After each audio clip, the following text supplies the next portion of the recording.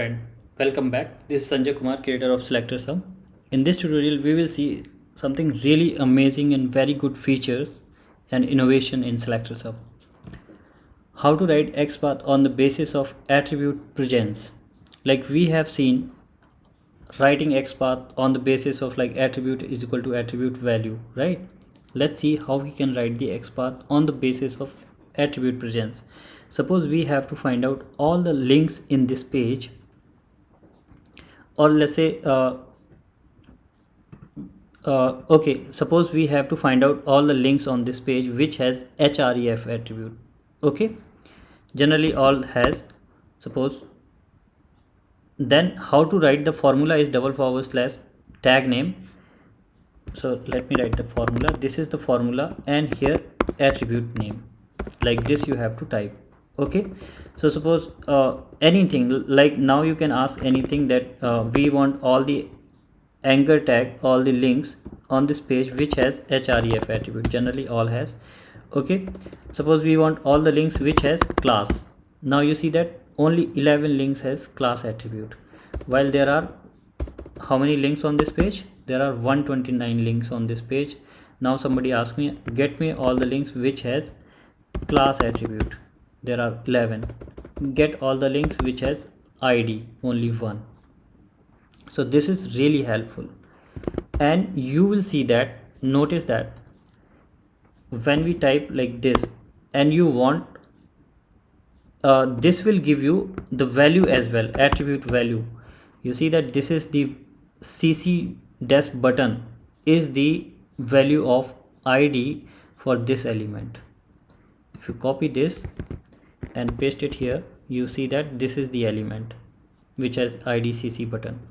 So you got the value. Suppose you, so basically if somebody asks you that get me the attribute value through XPath, then you can write like this way. If you have XPath, if you have, suppose you have any XPath for any element, suppose we have XPath for this platform.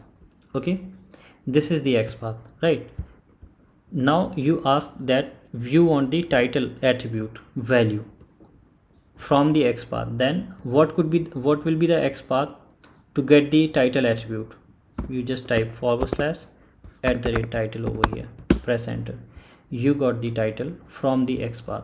So with the help of XPath we can get the attribute value, and this is possible through SelectorsHub. Now let me give you one more example.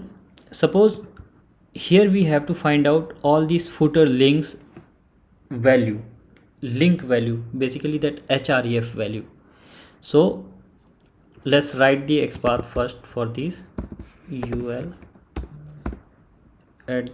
@class footer social. So we got this, and inside this we want all the links.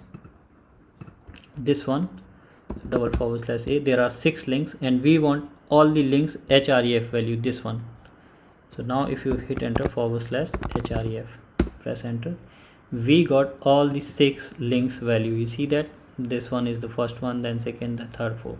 So this is how we got all the links values. So this is really amazing feature, and this is how you can get through the XPath itself, you can get the attribute values.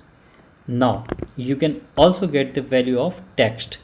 Like suppose you want to get the text value for any element, like suppose for this here we want the this text you want. So what XPath should we write?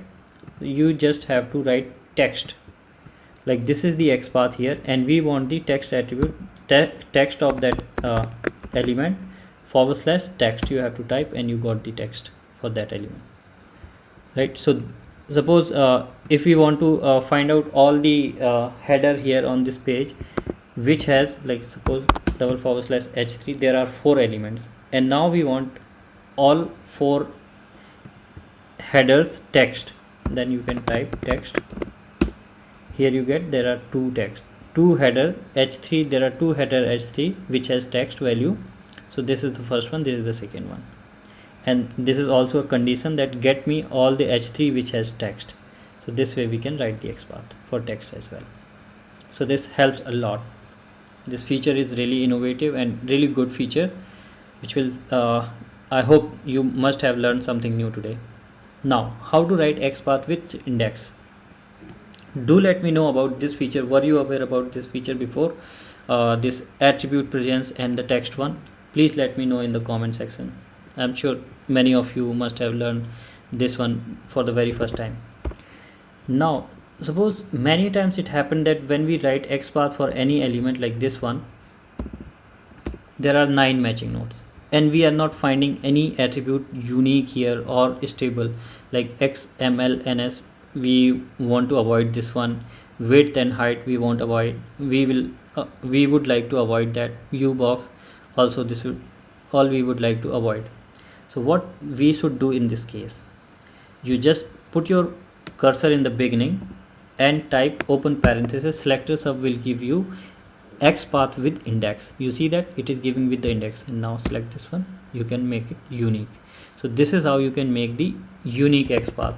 Any XPath, if you type it over here, and if that is not unique, then you just put your cursor in the beginning. Suppose like this you have typed and you are not able to make it unique.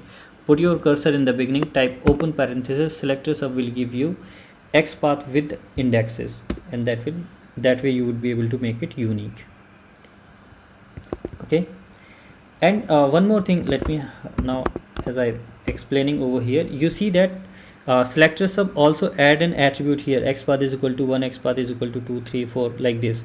So these are the attribute added by SelectorsHub. You are not supposed to use while writing your XPath. You don't use this XPath is equal to XPath attribute in your XPath, because this is added by SelectorsHub. Why it is added? It is a feature basically. It is added to tell you that this is the very first matching node, this is the second matching node, this is third matching node. So when you look at that, like XPath is equal to 1, XPath is equal to 2, so you got to know that this element is the at 4th position. So if you want to use that one or what you want to do, that you can decide. If your element is at XPath is equal to 1 matching node, then you can use directly your XPath, no need to make sometime unique as well. So this is helpful in that perspective, and yeah, it's good to use. One more thing I would like to tell, that when you inspect any element and the attribute auto suggest over here, you always get for the inspected element, like whatever element is inspected, for that you will get the auto suggest over here. Like if you think that in your mind that it should start giving auto suggest for this one, no, it will not give for that one. It will give for the inspected element. If you want auto suggest for this one, then you have to inspect that element. Now if you type over here, you will get that auto suggest for that element, that inspected element. Okay, so hope this is helpful, and it is of course like you must have learned something new today. And again, I would request you, please like, share, and subscribe to the channel. If you haven't shared SelectorsHub with the community, please share it with your team and friends. I'm sure it will help them a lot. And please let me know what all new things you learned today from this tutorial. And next we'll take the SelectorsHub challenge and we'll see what all you have learned. Okay, thank you.